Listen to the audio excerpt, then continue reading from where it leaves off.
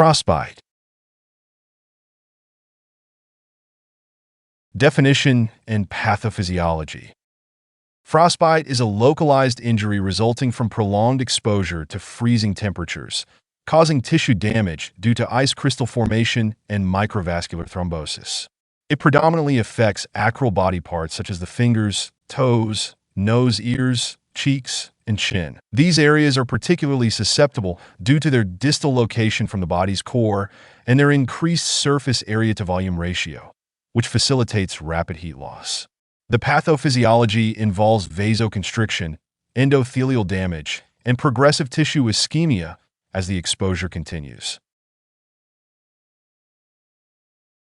Epidemiology. The incidence of frostbite is higher among specific populations due to various risk factors.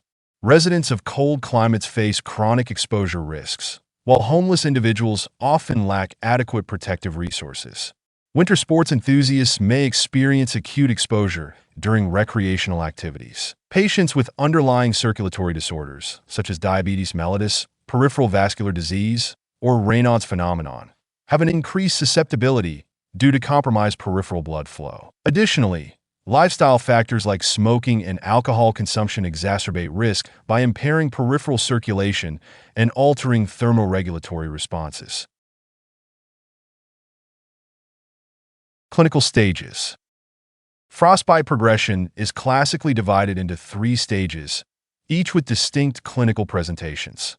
Frostnip, the mildest and reversible stage, presents with cutaneous erythema or pallor, accompanied by paresthesia and mild pain. As the condition advances to superficial frostbite, paradoxical warmth may be perceived despite ongoing tissue freezing. This stage is characterized by paresthesias, stinging sensations, and edema. Post-rewarming, ecchymosis and clear, fluid-filled vesicles may develop. Deep frostbite, the most severe stage, involves freezing of subcutaneous tissues and potentially deeper structures. Clinical signs include cutaneous anesthesia, a white or grayish-yellow skin discoloration, and a firm, cold texture on palpation. Hemorrhagic vesicles may form, and there is a significant risk of tissue necrosis requiring surgical intervention. Diagnosis. The diagnosis of frostbite is primarily clinical, relying on a comprehensive history and physical examination. Clinicians should ascertain the duration and intensity of cold exposure, as well as any predisposing factors. Physical examination focuses on assessing the extent and depth of tissue involvement, noting skin color changes, presence and characteristics of blisters, and sensory alterations. In severe cases, or when the extent of tissue damage is unclear, advanced imaging modalities such as technetium, 99 scintigraphy, magnetic resonance imaging, or bone scans may be employed to evaluate tissue perfusion and viability, guiding prognostication and treatment decisions. Immediate actions. Initial management of frostbite focuses on preventing further heat loss and tissue damage. The patient should be promptly removed from the cold environment and any wet or constricting clothing removed to mitigate ongoing heat loss and improve peripheral circulation. It is crucial to avoid rubbing or massaging the affected areas, as this can exacerbate tissue damage due to ice crystal-induced cellular injury. Medical management. The cornerstone of frostbite treatment is rapid rewarming of the affected tissues.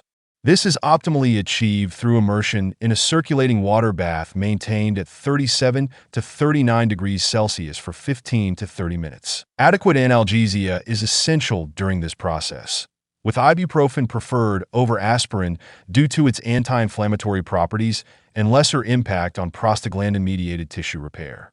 Wound care involves judicious management of blisters, application of topical aloe vera for its anti-inflammatory effects, and use of protective dressings. In severe cases with impending tissue loss, thrombolytic therapy with tissue plasminogen activator, TPA, may be considered within 24 hours of injury to improve tissue perfusion. Surgical interventions such as fasciotomy, debridement, or amputation may be necessary in cases of compartment syndrome or extensive tissue necrosis.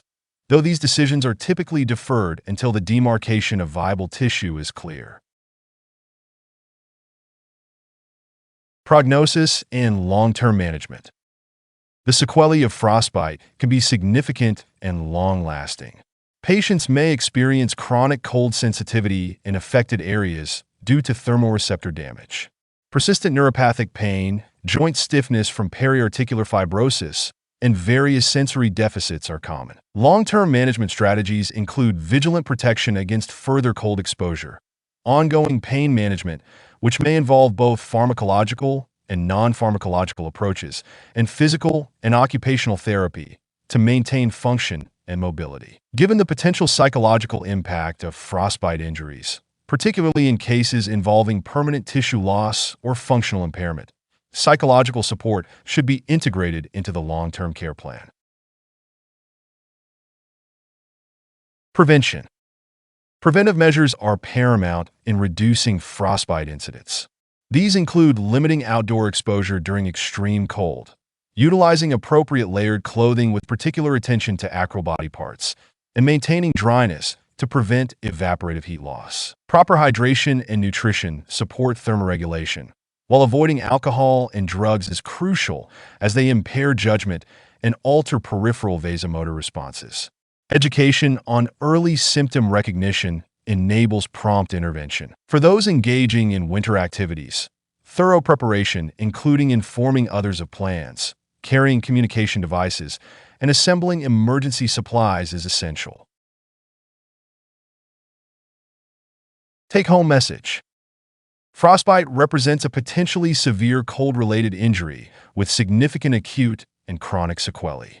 The cornerstones of management are early recognition, rapid rewarming, and meticulous wound care, with advanced interventions such as thrombolysis reserved for severe cases. Long-term management often necessitates a multidisciplinary approach addressing both physical and psychological sequelae. While treatment modalities continue to evolve, prevention through education and appropriate precautions remains the most effective strategy in mitigating the impact of this environmental injury.